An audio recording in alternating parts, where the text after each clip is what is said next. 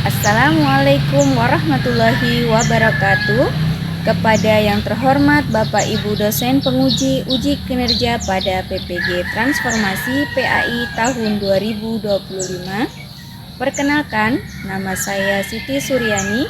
Saya adalah guru pendidikan agama Islam di kelas 12 di SMA Negeri 4 Luhu Utara. Saya adalah mahasiswa PPG dalam jabatan BES 3 tahun 2025 di LPTK Universitas Islam Negeri Palopo dengan NIM 250208100574. Kali ini saya akan mempersembahkan video praktek pembelajaran yang telah saya lakukan pada hari Kamis 9 Oktober 2025 di kelas 12.7 dengan tema munafik dan keras hati tak akan pernah maju. Terima kasih dan selamat menyaksikan.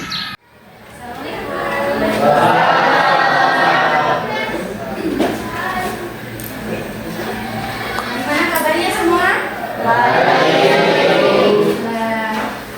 Ya, pada pagi hari ini kita akan melanjutkan pembelajaran kita dan materi kita hari ini adalah terkait materi ketiga tentang munafik, keras hati, dan keras kepala tidak akan pernah maju.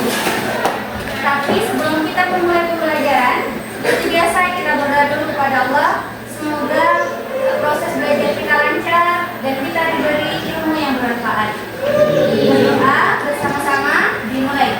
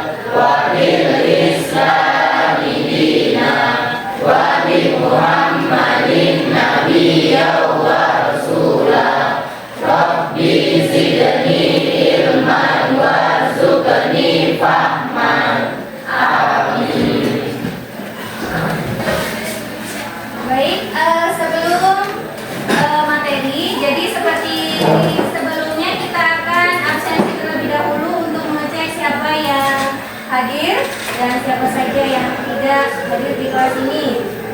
Jadi yang pertama Ana Rohim. Hari ini saya akan menyampaikan sebuah materi. Tapi saya lihat sepertinya kalian ada yang masih belum bersemangat. Jadi sepertinya saya perlu untuk memberikan ice breaking. Tepuk 1, tepuk 2, tepuk 3.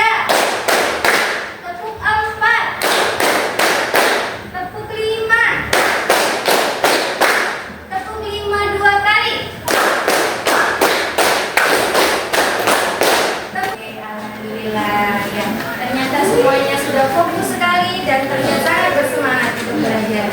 Sudah siap untuk menerima materi dari saya? Ya. Oke.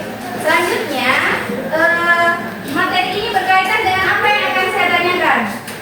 Jadi perhatikan baik-baik pertanyaan saya.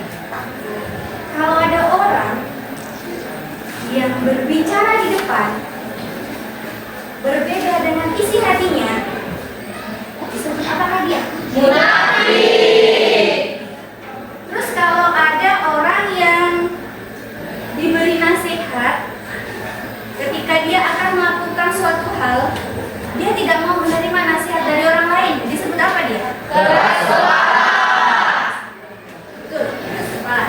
Yang ketiga, kalau misalkan ada orang dia mendengarkan firman Allah yang dibacakan, mendengar nasihat para ulama, dia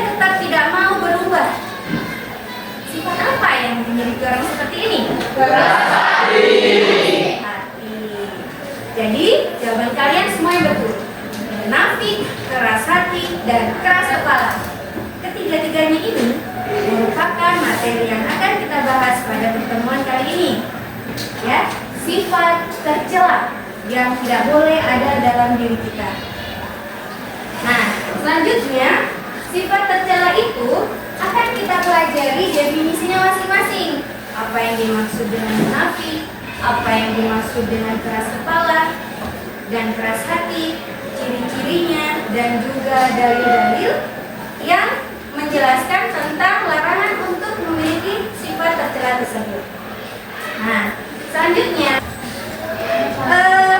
pada konsep kali ini, kalau diperhatikan, saya akan menjelaskan tentang materi dalam sebuah PowerPoint yang ada di layar di depan kalian. Materi ini adalah materi ketiga. Adapun tujuannya, tujuan materinya yang pertama adalah dalam kegiatan ini kalian diharapkan dapat menjelaskan pengertian munafik, keras hati, dan keras kepala, mendeskripsikan maknanya. Kedua, mengidentifikasi dalil-dalil tentang munafik, keras hati, dan keras kepala. Kemudian ketiga, mengklasifikasi ciri-cirinya. Jadi ternyata orang yang munafik ada ciri-cirinya, keras kepala ada ciri-cirinya, dan juga itulah tujuan pembelajaran kita. Ada tiga: mendeskripsikan, memahami dalil, dan mengklasifikasikan ciri-ciri orang munafik, keras hati, dan keras kepala. Selanjutnya, munafik itu dalam asal katanya itu dari bahasa Arab, yaitu nifak. Asal katanya yang bisa dimaknai dengan orang yang menampakkan sesuatu tapi menyembunyikan sesuatu yang lain. Atau dalam bahasa kerennya disebut dengan orang yang bermuka dua. Menurut kalian apakah bagus itu? Iya. Bagus ya. Ya, betul sekali. Karena kenapa? Kita sudah pasti tidak senang diperlakukan seperti orang yang memperlakukan kita sering membohongi. Pasti kita juga tidak ingin menjadi pribadi yang seperti itu. Makanya kita harus bisa bersikeras menjaga diri untuk istiqomah menjadi orang yang jujur, amanah, dan dapat dipercaya. Istilah orang munafik, istilah orang munafik itu adalah orang yang menampakkan keimanan dengan lisannya, tetapi menyembunyikan kekafiran, kebencian, atau penolakan terhadap ajaran Islam dalam hatinya. Dia nampak seperti orang yang muslim, tetapi dalam hatinya dia ingkar. Jadi bisa disebut sebagai orang munafik. Atau dia mengaku dirinya beriman, tetapi dia tidak menjalankan keimanannya dengan sempurna. Banyak meninggalkan perintah-perintah Allah dan senantiasa selalu mengerjakan apa yang dilarang. Itu bisa disebut sebagai orang munafik, karena apa yang disampaikan berbeda dengan apa yang dirasakan, dilakukan. Maka seperti apa sebenarnya orang yang baik itu, yang tidak munafik itu? Adalah dia yang menampakkan apa adanya, itu faktanya, meneladani sifat Rasulullah, yaitu siddiq atau jujur. Setelah mempelajari tentang dusta atau kebohongan, di sini bisa kalian lihat berikutnya adalah ciri-ciri kedua, ingkar janji. Ada sebuah gambar di sini. Coba ada yang bisa menjelaskan kaitannya ingkar janji dengan gambar yang saya berikan? Angkat tangan. Siapa yang bisa? Oke, Ferdianto. Apa? Gambar apa itu, Nak? Orang yang berjanji. Gambarnya seperti ini ya. Ini simbolnya orang yang sedang mengikat janji, istilahnya. Orang yang ingkar janji itu sudah diberi amanat kesepakatan perjanjian, tetapi dia ingkar. Ingkar janji itu salah satu janji sudah dijelaskan pula di dalam sebuah dalil, yaitu surah Al-Isra nomor ayat 34. Surah Al-Isra nomor 17 ayat 34. Tolong Cahaya bacakan. Bil ahdi innal ahda kana mas'ulan. Artinya, dan penulisan janji, sesungguhnya janji itu pasti diminta bertanggungjawabannya. Quran surat Al-Isra ayat 17 nomor 17 ayat 30, nomor 17 ayat 34. Iya. Keras hati. Secara bahasa menurut Kamus Besar Bahasa Arab, keras hati sama dengan qaswa al-qalb. Artinya keras hati atau kebenisan. Kemudian dapat didefinisikan sebagai hati yang keras, kaku, tidak lembut, tidak mudah tersentuh oleh nasihat atau kebenaran. Selanjutnya, ciri-ciri keras hati itu yang pertama, apa yang pertama?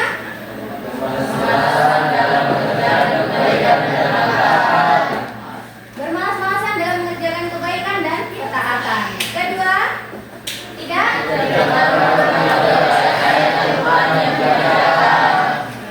Kemudian yang ketiga,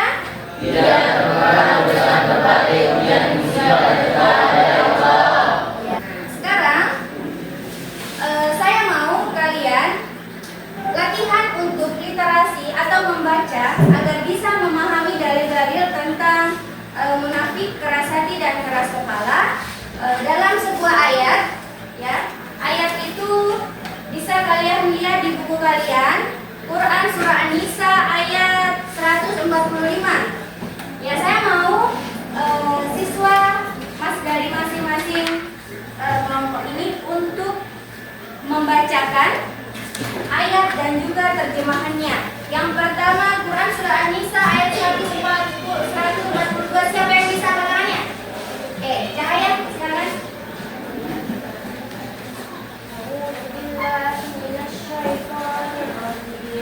Bismillahirrahmanirrahim. Innal munafiqina fi darkil asfali minan nar wa lan tajida lahum nasira. Artinya, sesungguhnya orang-orang munafik itu ditempatkan di tingkat paling bawah dari neraka. Kamu tidak akan mendapatkan seorang penolong pun bagi mereka. Kalian, saya beri tugas untuk menafsirkan, menulis tafsiran dari ayat yang sudah kalian baca, yaitu surah Al-Munafikun, surah An-Nisa, dan surah Al-Baqarah tadi. Jadi nanti perwakilan dari masing-masing kelompok bisa menyampaikan satu tafsiran atau isi kandungan dari ayat tersebut. Ya, saya beri waktu sekitar 5 menit. Sudah? Sudah? Kelompok satu sudah ya? Bisa berdiri? Baik. Siapa? Andri. Silakan Andri. Apa isi kandungan dari surah An-Nisa yang telah dibaca temannya tadi? Surah An-Nisa ayat berapa? 45. Silakan. Orang munafik itu ditempatkan di tingkat paling bawah dari neraka. Kamu tidak akan mendapatkan seorang penolong pun. Orang munafik itu akan ditempatkan di tempat terbawah di neraka dan tidak ada satu orang pun penolong bagi orang yang sering berbuat munafik. Ya, jadi itu isi kandungannya surah An-Nisa ayat 140. Selanjutnya, oke, sekarang kita lanjut pada kegiatan pembelajaran, yaitu saya akan menayangkan sebuah video yang berkaitan dengan tokoh. Tokoh itu adalah tokoh paling terkenal pada masanya, pada masa Rasulullah, yang disebut sebagai gembong kemunafikan, pimpinan orang-orang munafik. Siapakah dia? Kita akan melihat dan menyimak bersama-sama kisah tentang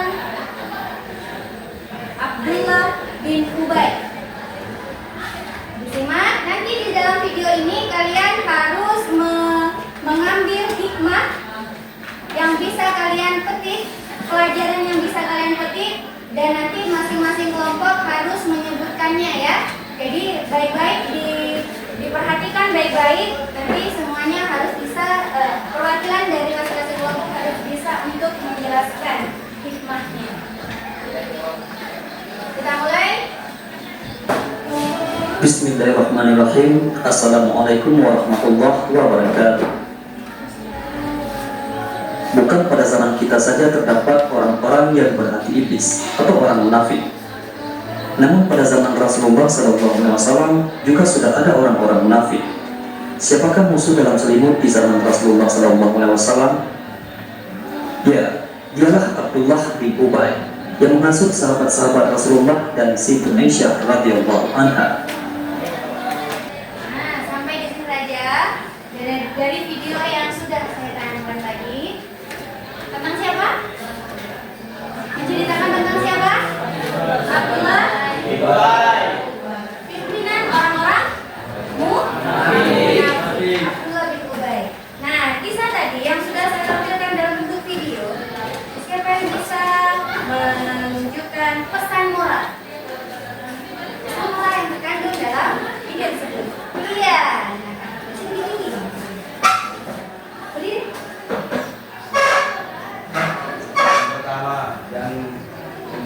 Jangan mengucap umat, yang kedua jangan ngomong dan bahas paling benar, dan yang ketiga memastikan akan membawa kehinaan dunia dan di akhirat.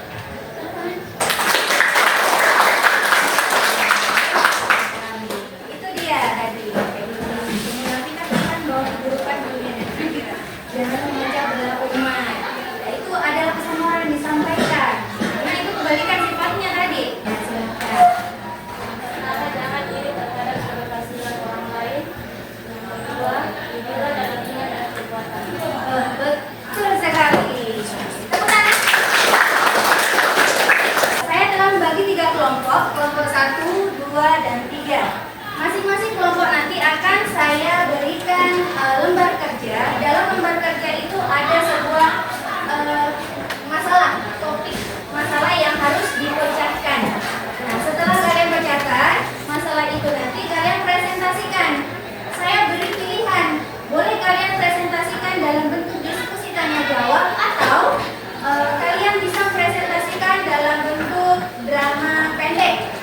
Terserah kalian pilih yang mana, nyamannya yang mana. Jadi untuk itu sekarang saya bagikan dulu kelompok berapa ini? Kelompok 3. Kelompok 3. Ya. Skenario ketiga. Kelompok 2. Kan ini lihat skenario kedua. Di dalam sebuah skenario itu ada pertanyaan yang harus kalian jawab. Diskusikan dengan kelompok kalian.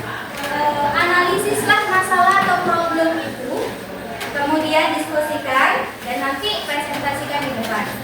Kemudian ketika presentasi, kelompok lain harus memberikan pertanyaan, menanggapi hasil masalah. Kita mau menampilkan drama pendek atau tanya jawab? Tanya jawab saja.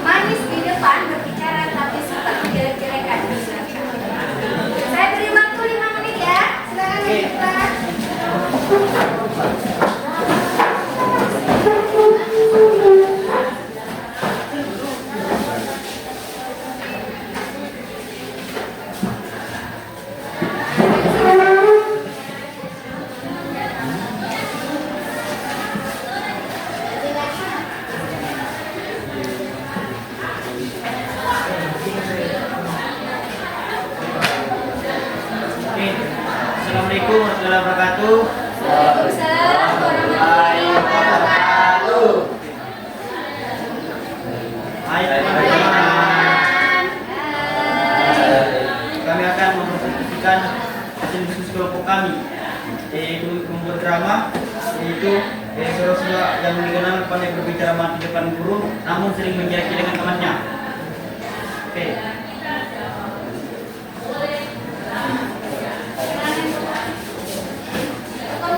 Oke, saya akan memperkenalkan tokohnya, yaitu bernama Amin. Ini Amin dan ini teman-teman, dan ini yang akan dicetak ulang dan ini adalah Pak Guru.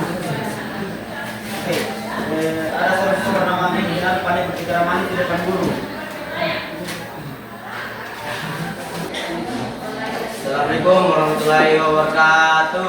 Waalaikumsalam warahmatullahi wabarakatuh. Skenario program ketiga. Orang yang bernama Laila berasal dari keluarga yang religius. Orang tuanya selalu mengajarkan sholat, baca Al-Quran dan berakhlak baik. Namun sejak Laila sering nongkrong bersama teman-teman yang melakukan hiburan, dia mulai enggan melaksanakan ibadah. Ketika orang tuanya menasihatinya dengan lembut, Laila menolak dan berkata, itu kan cara berpikir orang zaman dahulu. Sekarang sudah berbeda. Lama-kelamaan ia menjadi malas belajar, sering melawan dan sulit dinasihati. Kami membuka pertanyaan untuk kelompok 1 dan kelompok 2. Mengapa sikap saya bisa disebut keras hati?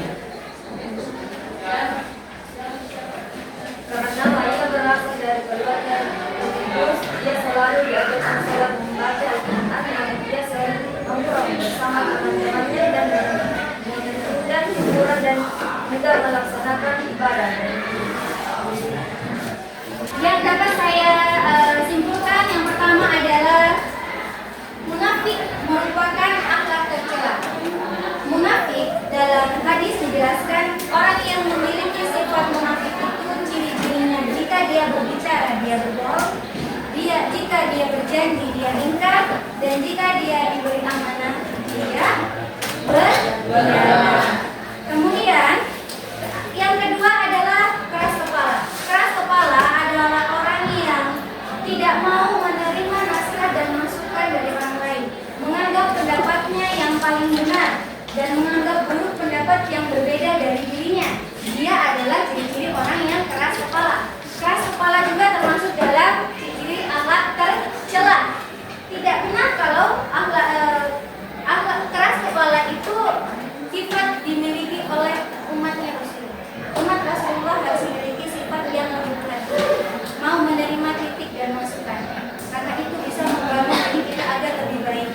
Kalau kita mau sendiri, bisa jadi kesalahan di diri kita itu tidak akan diperbaiki, karena orang bisa menilai keburukan kita, dan kita kalau tahu itu salah, tugas kita adalah merubah diri menjadi lebih baik. Ya, karena keras kepala. Terus keras hati. Keras hati kaitannya dengan apa? Orang yang hatinya tetap kaku meskipun ada ajaran-ajaran syariat agama yang memberikan hikmah kepadanya, dia tidak mau menerima. Ada gambaran tentang siksa bagi orang yang banyak berbuat dosa, gambaran tentang akhirat. Dia tidak getar hatinya, tidak takut. Dia tidak takut berbuat dosa dan menyepelekan perbuatan-perbuatan maksiat, sehingga itu membuat dirinya semakin keras hatinya. Hikmah tidak gampang masuk, dinasehati banyak kali tidak mau masuk. Ya. Maka keras hati itu salah satu penyebabnya adalah banyak meremehkan perbuatan dosa kecil. Jadi dosa-dosa kecil yang dilakukan terus-menerus itu akan menyebabkan hati menjadi keras dan juga menjadi sulit untuk menerima nasihat, masukan, dan hikmah. Itulah kesimpulan dari saya. Mudah-mudahan saya harapkan kalian semua, termasuk saya pribadi, setelah mempelajari ini, iman kita semakin kuat. Iman kita semakin kuat, kita bisa tidak hanya mengingat dalam sebutkan dalam tindakan kita. Dalam tindakan kita sehari-hari bahwa munafik adalah perbuatan yang buruk dan kita harus hindari jauh-jauh. Ya. Apakah kalian sudah paham dengan materi yang saya ajarkan tadi itu? Apakah kalian sudah masih ingatkah kalian di antara apa yang saya jelaskan tadi? Kira-kira siapa yang bisa menyebutkan ayat atau surat yang mengandung penjelasan tentang munafik? Angkat tangannya. Sebutkan nama surat dan ayat berapa. Ya, angkat tangannya yang bisa. Iya, siapa? Ferdi. Silakan. Apa Ferdi? Quran surat berapa ya? Ayat 10. Ya, ada lagi? Kan ada 3 surat. Ada lagi? Aziza? Surah Nisa ayat 140. Surah apa lagi? Surah Al-Munafikun ayat 4. Al-Munafikun ayat 4. Ada lagi? Kalau hadis? Tadi kan ayat hadis ada nggak yang menjelaskan tentang munafik? Yang menjelaskan tentang ciri-ciri munafik tadi hadis apa namanya? Hadis? Hadis riwayat Bukhari dan Muslim. Terus saya mau tahu dalam kegiatan pembelajaran kita tadi kira-kira hal apa yang tidak kalian sukai? Siapa yang bisa mengungkapkan pendapatnya? Hal yang tidak kalian sukai dalam proses pembelajaran tadi, ya bisa dalam bentuk penjelasannya kah, atau dalam bentuk hal-hal yang kalian pelajari, pahami, bisa sampaikan satu orang pendapatnya. Ya, Dika? Menurut saya darah itu bagus semua dan enak. Jadi tidak ada yang jadi sukai, bagus semua, dan bisa dipahami dengan baik. Alhamdulillah. Yang lain juga begitu? Ya. Alhamdulillah. Jadi intinya apa yang saya sampaikan, tolong diingat-ingat, dimasukkan ke dalam hati, dibuang yang buruk-buruk, diambil nasihat hikmah. Jangan lihat siapa yang menyampaikan, tapi lihatlah apa yang disampaikan. Karena jika apa yang disampaikan itu baik, ambillah pelajaran. Jika apa yang disampaikan buruk, buang jauh-jauh. Ya? Ya, Bu. Nah, sekarang saya kira mungkin sudah cukup dari materi saya. Sekarang kita harus menutup pembelajaran kita hari ini, tetapi jangan lupa kita harus senantiasa berdoa kepada Allah. Memulai pembelajaran dengan doa dan menutup pembelajaran dengan doa. Apakah kalian hafal doa sudah belajar? Tidak ya? Untuk itu ikuti saya. Akan saya bimbing kalian untuk menghafalkan bacaan doa yang sudah belajar. Saya sama-sama. Bismillahirrahmanirrahim. Bismillahirrahmanirrahim. Allahumma inni istaudiruka ma'allamtanihi fardhu ilayya indal hajati wala tansanihi ya rabbal alamin. Saya akhiri dengan ucapan alhamdulillahirabbil alamin. Assalamualaikum warahmatullahi wabarakatuh. Waalaikumsalam warahmatullahi wabarakatuh. Terima kasih. Dulunya siap gerak. Salam. Assalamualaikum warahmatullahi wabarakatuh. Waalaikumsalam warahmatullahi wabarakatuh. Terima kasih.